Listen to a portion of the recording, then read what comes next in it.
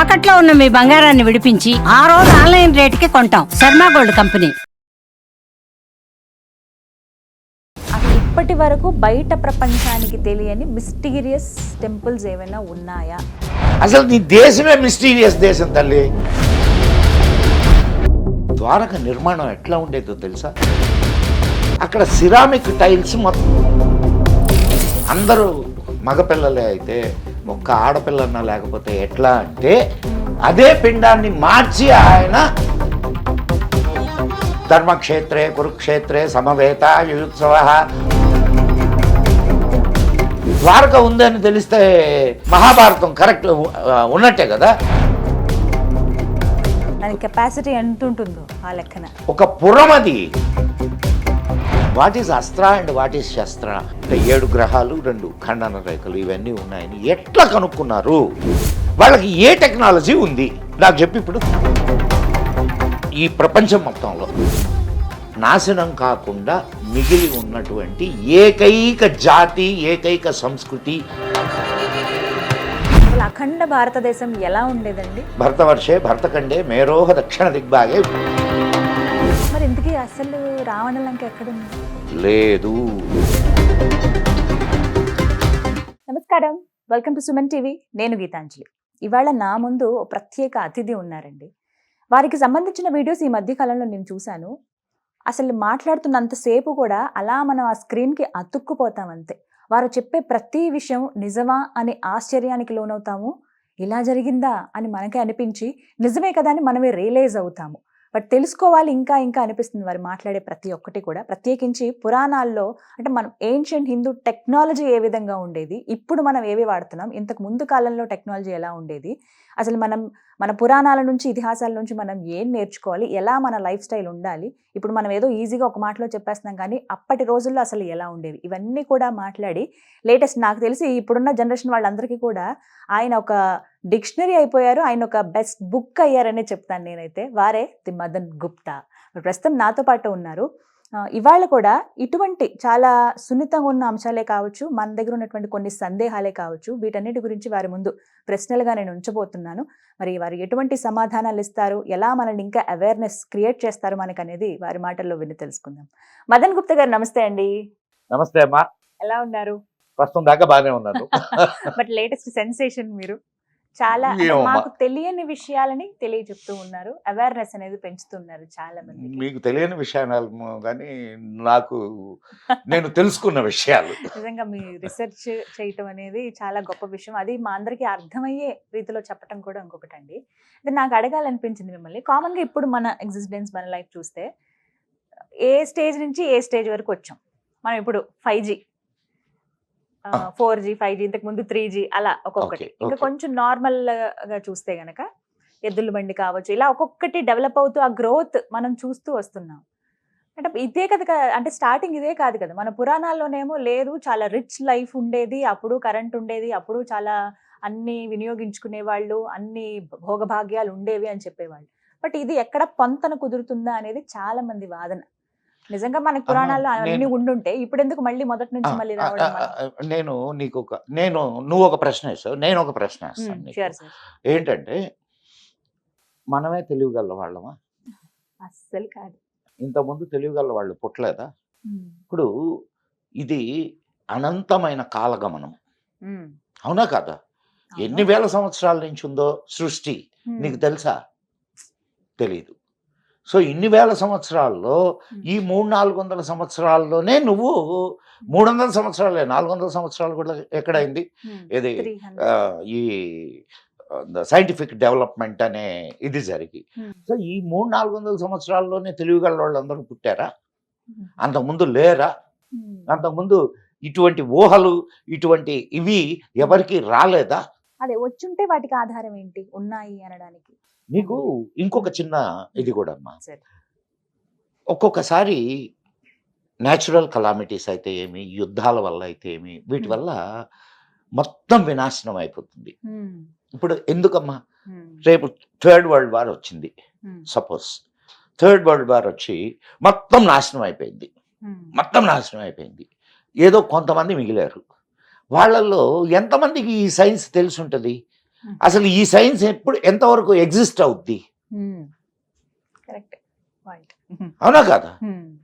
నువ్వు మహాభారత యుద్ధాన్ని ఇప్పుడు వద్దాం, ఇప్పుడు నువ్వు అడిగిన ప్రశ్నకి నేను నీకు ఒక లాజికల్ థింకింగ్ గాని ఏర్పడితే మన శాస్త్రాలని వాటిని ఆ లాజికల్ పర్స్పెక్టివ్తో నువ్వు చూడడానికి అవకాశం ఉంటుంది. నువ్వు అస్త్రాలు శస్త్రాలు మనకు చెప్పినవి. What is astra and what is shastra? శస్త్రము అంటే కత్తులు కటార్లు, అస్త్రము అంటే మంత్ర ప్రయోగంతో చేసేది అని. ఏంటి మంత్రం? మనకు తెలియని చాలా రకాల సిస్టమ్స్ వాళ్ళకి తెలిసి ఉండేవి. ఇప్పుడు నువ్వు డిస్క్రిప్షన్స్ ఏది రామాయణంలో కానీ మహాభారతంలో కానీ యుద్ధ సమయంలో వాళ్ళు ఉపయోగించినటువంటి శస్త్రాలు అస్త్రాలు వాటి డిస్క్రిప్షన్స్ కానీ నువ్వు చదివితే ఈరోజు మనం ఏ అటామిక్ పవర్స్ని ఇది చేస్తున్నామో ఆ అటామిక్ ఇదంతా కూడా నీకు అక్కడ కనిపిస్తుంది. ఓకే, సో అది ఒకసారి చెక్ చేస్తే మనకు తెలుస్తుంది అనమాట. నీకు లేవని ఎట్లా చెప్తావు చెప్పు? అండ్ ఒక సభ్యత నాశనం అయిపోయింది.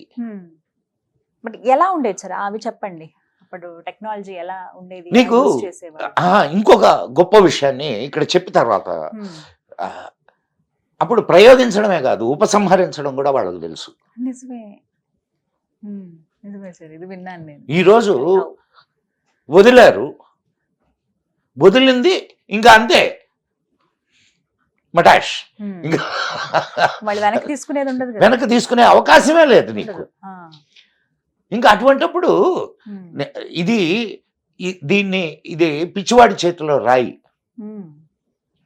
అంతేనమ్మా. ఎవడికి కోపం వచ్చినా వాడు ఇప్పుడు చూడు, వాడు చూడు వాడి దగ్గర ఉండే దీన్ని ఏం మాట్లాడుతున్నాడు వాడు?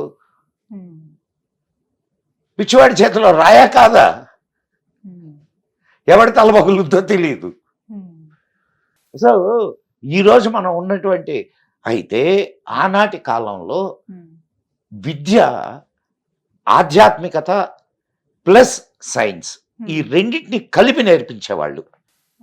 దానివల్ల నువ్వు ప్రయోగించేటటువంటి అస్త్రం కానీ శస్త్రం కానీ ఒక రీజనబుల్ అంటే ఒక ప్రయోజనం కోసం దాన్ని ఉపయోగించేవాళ్ళు. ఇప్పుడు ధర్మరక్షణ కోసం జరిగింది ఆ యుద్ధం. ఇప్పుడు బ్రహ్మశిరోనామకాస్త్రం ఎవరు ప్రయోగించారు? మనకు మొన్న సినిమా కూడా వచ్చింది కదా, ఎవరు? కల్కి సినిమా, అశ్వత్థామ. ఏమని ప్రయోగించాడు? అపాండవ మగుగాక అని ప్రయోగించాడు. అంటే స్పెసిఫిక్ గా నువ్వు దానికి ఫీడ్ చేస్తే ఇన్ఫర్మేషన్ ని కరెక్ట్ గా అది ఆ పర్టికులర్ దీన్నే నాశనం చేస్తుంది, టార్గెట్ చేస్తుంది. ఎక్కడ మీరు చూడండి, దాంట్లో అక్కడ ఉప పాండవులందరూ చచ్చిపోతారు. ఉప పాండవులు చచ్చిపోయిన తర్వాత ఈమె గర్భంలో ఉన్నటువంటి పరీక్షిత్తు కూడా కృష్ణుడు కాపాడతాడు. He knows the technology to how to protect that, దీని నుంచి ఎలా కాపాడాలి అనేది ఆయనకు తెలుసు. ఈ మధ్యకాలంలో ఏదో ఒక సినిమా చూశాను నేను, చాలా బాగా అనిపించింది నాకు. కృష్ణుడిని he's a engineer and he's a good musician, good philosopher అని చెప్పి వరుసగా ఆయన గుణాలు. Yes, it is true. మన వాళ్ళు చెప్తుంటారు ఐన్స్టైన్ తన మేధస్సులో 5% 10% ఉపయోగించుకున్నాడు అని. 5% 10% ఉపయోగించుకుంటే ఐన్స్టైన్ అయితే అంతకంటే ఎక్కువ ఉపయోగించుకుంటే కృష్ణుడు అవుతాడు. అవునా కాదమ్మా? సో ఆ రోజు టెక్నాలజీ లేవని అనుకోవడం చాలా తప్పు. అండ్ ఇంకొక విషయం మీకు చెప్తాను. నేను కొన్ని రీసెర్చ్ పేపర్స్ అవి చదువుతుంటే నాకు ద్వారక మునిగిపోయింది కదా. ద్వారక నిర్మాణం ఎట్లా ఉండేదో తెలుసా? అక్కడ సిరామిక్ టైల్స్ మొత్తం రోడ్లంతా పరిచున్నాయి. రోడ్ల పైన ఆ ఏరియా అంతా సిరామిక్ టైల్స్. అంటే 5,000 సంవత్సరాల క్రితం నీకు సిరామిక్ టైల్స్ టెక్నాలజీ ఉన్నట్టే కాదా? ఉందా కాదా? ఉన్నట్టా లేదట? ఉన్నట్టే. మరి ఈ రోజు మనం సిరామిక్ టైల్స్ వాడుతున్నాం అంటే దాన్నే ఇక్కడికి తీసుకొచ్చారని నేను చెప్పట్లేదు. బట్ అప్పుడు ఉండేది. అండ్ నీకు ఇంకొక విషయం చెప్తాను నేను. నీ కారు ఉందా? ఎంత దాని power? 3 HP. What is that 3 HP? Horse power. అక్కడ వాళ్ళు ఏం ఉపయోగించారు రథాలకి? హార్స్లే, గుర్రాలే. ఏమో గుర్రాలనే ఉపయోగించారు, గుర్రాల పవర్ ని ఉపయోగించారు. అర్థమవుతుందమ్మా? సో ఈ రోజు కూడా మనం దాని మెజర్ చేయడానికి హార్స్ పవర్ అనే వాడుతున్నాం. అవునా కాదమ్మా? సో లింక్ చేసుకుంటే చాలా మనకి కనెక్ట్ అవుతాయమ్మా. నేను అన్నది అదే. ఈ రోజు మనమే తెలియగల వాళ్ళం, మనమే మేధావులం, మన సైన్స్ మన దగ్గరే ఉంది. ఇంకా మనమే సృష్టించాము, కనిపెట్టాము అని అనుకోకూడదు. ఇంతకు మించినవి మన పురాణాల్లో ఉన్నాయి. నీకు మనకు కొన్ని శాస్త్రాలు ఉన్నాయమ్మా. నువ్వు సరేనమ్మా, నేను ఒక విషయం అడుగుతాను, చెప్పమ్మా. కొన్ని వేల సంవత్సరాల క్రితం, కొన్ని వేల సంవత్సరాలు ఎంత అనేది మనం దానికి వేరే లెక్కలు ఉన్నాయి, కానీ ఆ లెక్కలన్నీ చెప్పుకుంటుంటే జనాలకు అర్థం కాదు.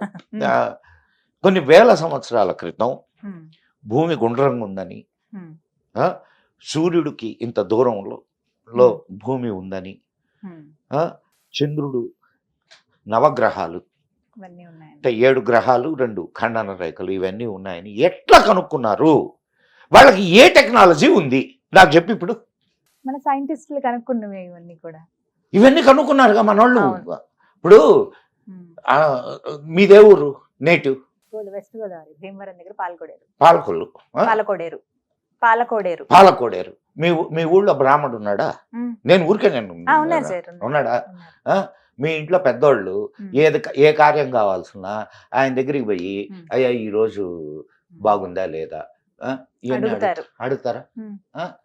ఆయన రే ఈరోజు అమావాస్య, ఈరోజు పౌర్ణమి, ఈరోజు పలానా రోజున నీకు గ్రహణం వస్తుంది, ఇవన్నీ చెప్తున్నాడా లేదా? చెప్తారు. ఏం సైన్స్ ఉంది వాడికి? పంచాంగం చూసి చెప్తారు ఆయన. పంచాంగం ఎక్కడిది? పంచాంగం ఎన్ని వేల ఏళ్ల నాటిది? ఎట్లా సృష్టించబడింది? అవునా కదా? నువ్వు ఆ రోజు ఉన్నది సైన్స్ కాదనబాక. నేను అంటున్నది ఏంటంటే ఈ రోజు ఉన్నది సైన్స్ ఓకే, కానీ ఆ రోజు ఉన్నది కూడా సైన్సే.